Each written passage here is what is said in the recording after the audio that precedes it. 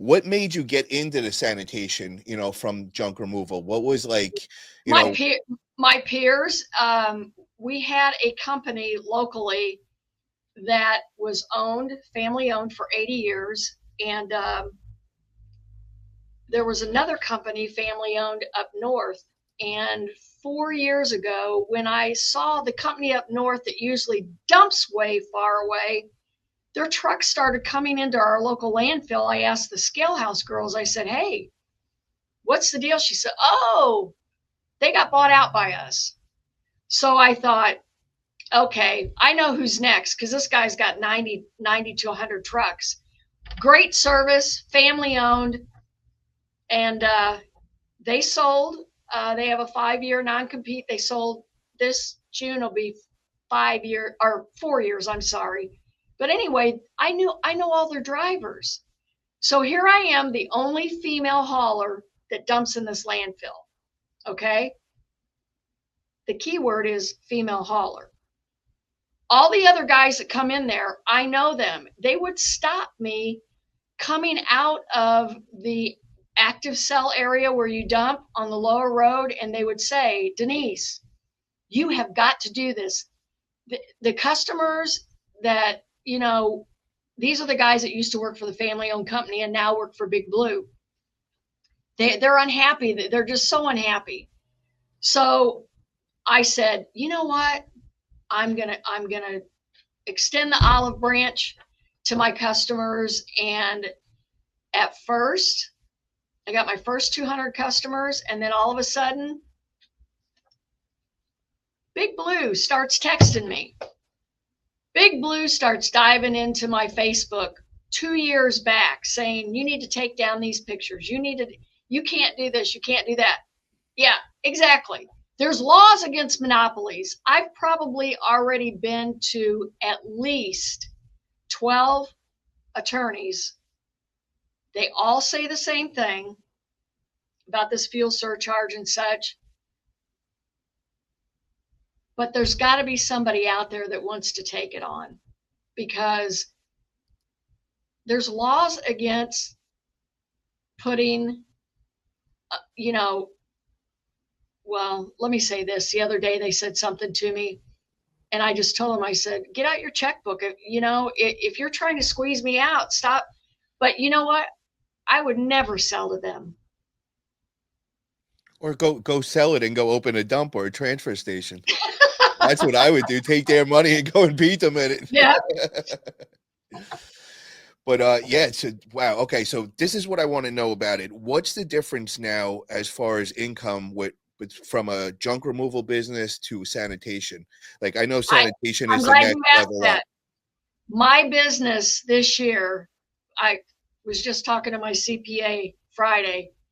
My business this year, since adding just last year, from 23 to 24, and we're almost at the 2-year mark, is up 29%. Wow. That's a lot. Yeah, that's a So my sanitation is, I just have this feeling that before long, that and even dumpster rental, it's getting quite interesting, because we're not done. We're still adding people.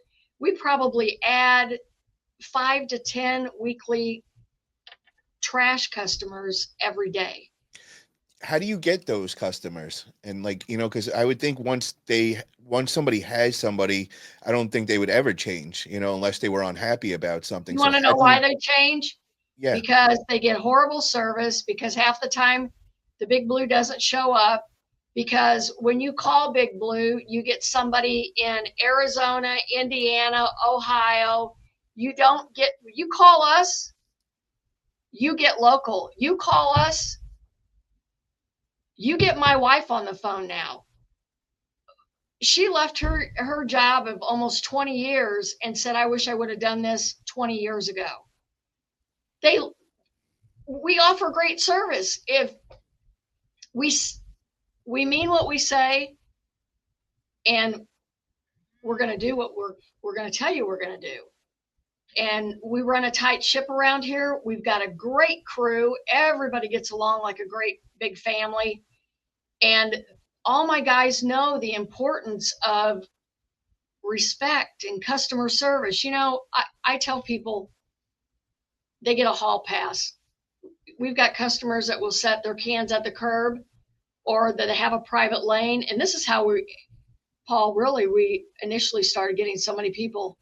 2 years ago, Big Blue said, we're going to quit driving down private lanes. We're not going to come down your private lane anymore. That's how I picked up a whole bunch of people, because we go down the private lane, we'll go and do valet service. And let's say somebody forgets to put their can out curbside.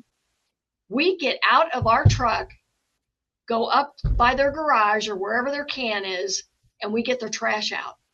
See, that's, and we get more thank you cards. And I tell my guys this, okay, 2 times. They get a hall pass 2 times. But if they start doing that repetitively, we send a friendly reminder out that says, hey, you know, if you're going to keep having us get out, then we're going to impose our valet fee monthly on you. And it's amazing. They put their can out. But you don't have to be rude about it, you know? how do you market to them? There used to be a hardware store here when I was a kid, and it was called Central Hardware. And you know how everybody has a jingle? Theirs was, we do everything from scoop to nuts. So the thing is, you've got my junk removal.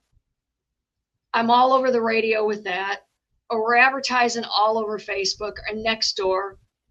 So now it's to the point where everywhere they drive, people call and they're like, oh my gosh, we see your purple and yellow topped trash cans everywhere.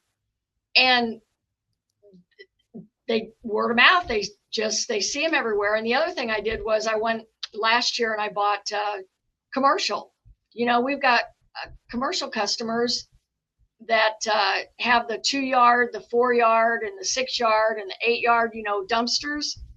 So I went out and bought a dozen of those, and they're all out on the street. We repainted them purple. I'm getting ready to repaint my dumpsters purple. It's the image and the branding. That's how they know who we are. If they see purple, they know it's Sparks. I like that. That's really smart. It's branding, you know, and it's, you know, once they see that color, they associate with your company. Very, very slick with that.